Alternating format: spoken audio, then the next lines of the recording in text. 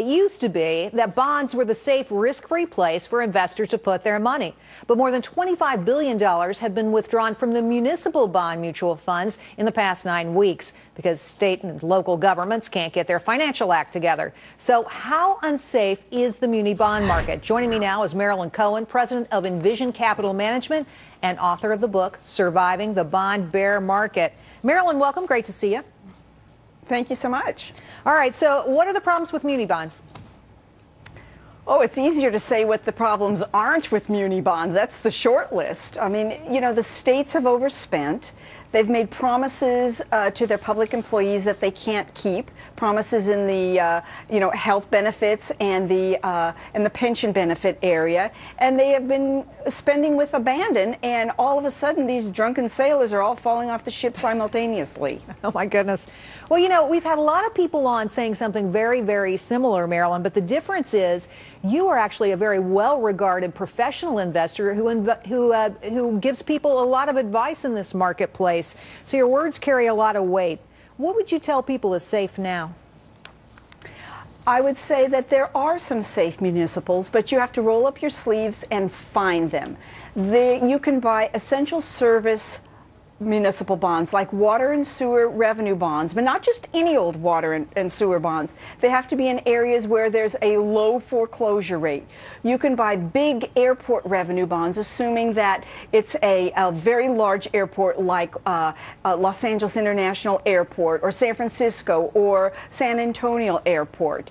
You can buy a lot of school bonds, particularly in a state like Texas, a permanent school fund bond, in which if the school can't make its timely interest in principal, there's a secondary source of repayment. So I guess my mantra is you don't throw out the baby with the bathwater, but you don't continue to hold those bonds that are in peril or in play as far as being downgraded and lesser credit quality than you really want. Well, you know, look, I think that everybody, if you hold municipal bonds at this point, you want to go through your portfolio and see what you actually have, obviously. You made an interesting comment earlier. You said the only difference between Greece and Spain and the U.S. is that we aren't rioting.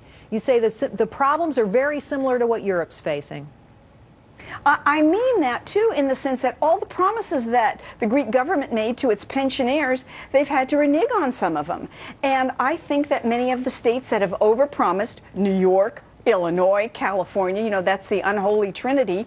I think that we can't afford to make those payments. This municipal bond crisis is not about whether the states and cities don't have enough income to service the debt. It's not about that. It's about the unfunded pension liabilities that are now on our doorstep. Well, good point.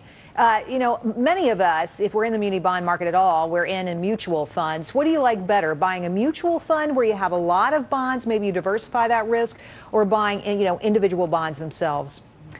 I like the individual bonds themselves right now. At the beginning, when you introduced me, you talked about $25 billion has left municipal bond funds over the last 9 weeks. They are bleeding, and that's called redemption risk. When everybody gets scared, it's everybody out of the boat simultaneously. Right. And that's what you're seeing in the municipal bond fund space. So if you own short-term, and I mean short-term, 2017 and shorter maturities, in individual munis, at least if interest rates continue to wiggle and jiggle, and if credit headlines continue to be bad outside of what you own, you can hold them to maturity. And you don't have to worry about other people selling their bonds because you know that it's only a dip and you can see the light at the end of the tunnel. So that $25 billion is a big, big number, and I think it's even going to get bigger. Well, I think that's a great point, and that's really useful to our viewers.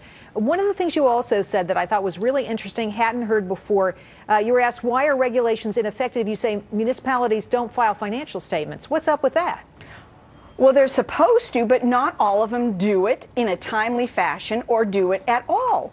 The individual investor only gets a glimpse at how an issuer is doing once a year. Once a year they file their statements. It's not like a corporation in which you have to file, if you're a publicly traded corporation, every quarter. And Wow. I have met many new clients that come in and they say, what do you think about my portfolio? Well, you have 4 positions out of 25 that haven't filed financials in 2 years. I don't have any opinion, so when in doubt, get out. Wow. Marilyn, thanks for the help today. Really appreciate it. You got to come back. Thank you so much.